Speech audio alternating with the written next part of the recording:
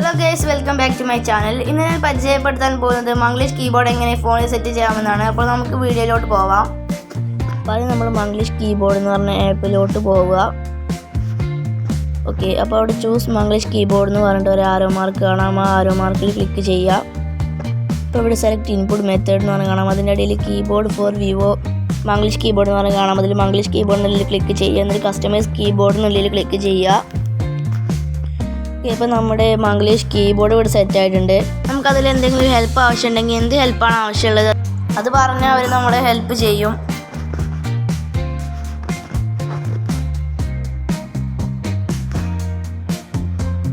അത് നമ്മൾ തീംസിനുള്ളിൽ പോയി കഴിഞ്ഞാൽ നമുക്ക് എന്തെങ്കിലും തീംസ് ഇടണമെന്നുണ്ടെങ്കിൽ നമുക്ക് തീംസ് ഇടാവുന്നതാണ്.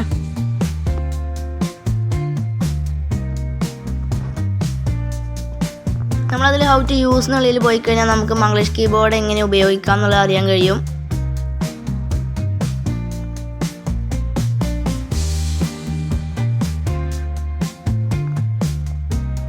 നമ്മളതിൽ വോയിസ് ടൈപ്പിംഗ് എന്നുള്ളിൽ പോയി കഴിഞ്ഞാൽ നമുക്ക് മലയാളം സംസാരിക്കുന്നത് എഴുത്താക്കി മാറ്റുന്നത് എങ്ങനെയാണെന്നൊക്കെ അറിയാൻ കഴിയും.